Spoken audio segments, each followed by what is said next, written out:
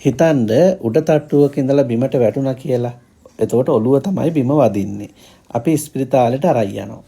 අරන් ගිහිල්ලා ඔන්න දැන් ඔබතුමා ස්පිරිතාලේ තමයි දැන් ඉන්නේ. අපි දැන් මෙහි බෝධි පූජා තියනවා, පින්කම් කරනවා, ඒ කාලේ දිට්වා කුණාටුවක් එනවා, ගම් වතුර එනවා, නාය යනවා, බොහෝ දේවල් සිද්ධ වෙනවා.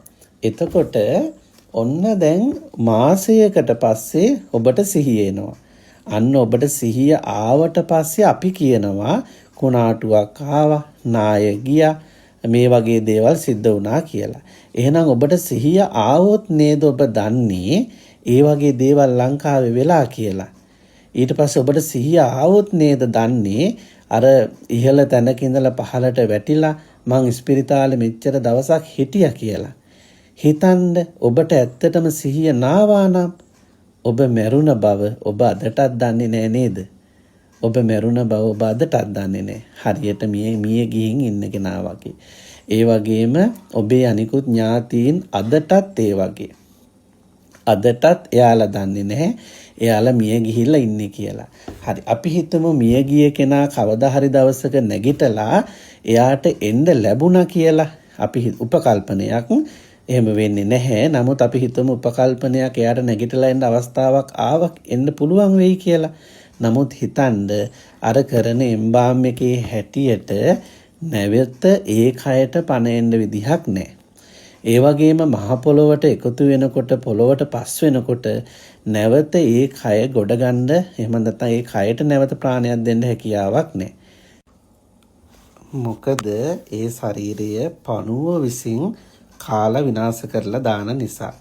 ඒ වගේම ඒ ශරීරයට ආහාර නොමැතිකමත් වාතය ආශ්වාස ප්‍රාශ්වාස කිරීම නොමැතිකමත් ඒ වගේම ශරීරයේ සිදුවෙන ක්‍රියාවලිය නිසිලෙස සිදු නොවීමත්, දි รา පත් වීමත් ආදී කාරණා නිසා ඒ ශරීරයට ආය කොහොමත් පණ එන්න විදිහක් ඇත්තේ නැහැ. ඒ වගේම යම් හේකින් ආදාහනය කළොත්, චිතකයකට යොමු කළොත් පිච්චිලා දැවි අළු වෙලා යන නිසා නැවත මේ ශරීරය පණ එනවා කියන එක කල නොහැක්කක්. ඒ නිසා මිය පරලොව ගිහින් ඉන්න හැම කෙනෙක්ම අදටත් දන්නේ නැහැ මම මැරිලා ඉන්නේ කියලා. එහෙනම් ඔබ මැරුණත් එහෙම නේද? නැවත ඔබ මැරුණත් හොඳට කල්පනා කරලා බලන්න ඔබ මැරිලා ඉන්න බව දන්නේ නැහැ. එහෙම දන්නවා නම් කොහොමද පෙට්ටියක වැතිරිලා ඉන්නේ? ඒ නිසා මේ ලෝකයේ කිසිම කෙනෙක් මැරිලා ඉන්නකොට දන්නේ නැහැ මැරිලා ඉන්නේ කියලා. එහෙමනම් ඔබ මැරුණ බව දන්නේ කවුද?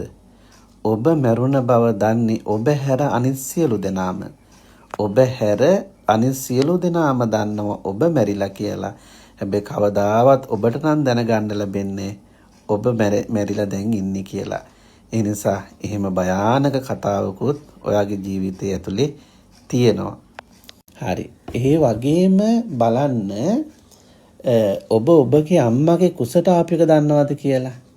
ඔබ ඔබගේ අම්මගේ කුසට ආපු එක. ඒ අම්මා කොච්චර පින්වන්ත වුණත් දැන් ඒ අම්මගේ කුසට ඔබ ආවේ දැනගෙන නෙවෙයි. නොදැන තමයි ඒ අම්මගේ කුසේ ඉපදිලා තියෙන්නේ. එහෙනම් හොඳට බලන්න මේ ලෝකයට කෙනෙක් එනකොට උපත දන්නෙත් නැහැ, මැරෙනකොට මරණය ගැන දන්නෙත් නැහැ. තමන්ගේ උපත ගැන දන්නෙත් නැති, තමන්ගේ මරණය ගැන දන්නෙත් නැති පිරිසක් නේද අපි. ඒ දෙක හැර අනිත් හැමදේම දන්නව රටේ තොටේ තියෙන දේවල්. ඒ නිසා මේ හිතින් මුදව ගන්න මරණයට පෙර මොකද්ද මේ අපිට වෙන්නේ කියලා. ඒ වගේම මේකේ හරි ලස්සන තව කතාවක් තියෙනවා. මේ සියල්ල පවතින්නේ මේ හිතේ කියන කතාව. දැන් හිතන්න ඔබ මැරෙන්න කලින් මේ රට ගැන, ඊට පස්සේ ඔබේ ප්‍රදේශය ගැන, ඔබේ අම්මා තාත්තා ගැන, ඥාතීන් ගැන හැමදේම ඔබ දන්නවා. රටේ ජනාධිපතිතුමා කවුද? ඊට පස්සේ මේ දවස්වල දේශපාලන ස්වභාවය කොහොමද? රටේ ස්වභාවය කොහොමද? ලෝකේ තොරතුරු මොනවද කියලා ඔබ දන්නවා.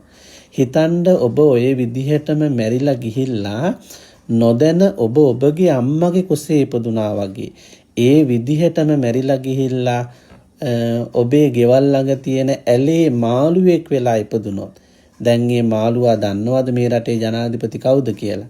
දිට්වා සොලි කුණාටුවක් ආව කියලා මේ මාළුවා දන්නවද? මේ රටේ මෙහෙම ප්‍රශ්න තියෙනවා කියලා ඒ මාළුවා දන්නවද? මේ ලෝකෙ මෙහෙම ප්‍රශ්න තියෙනවා කියලා ඒ මාළුවා දන්නවද?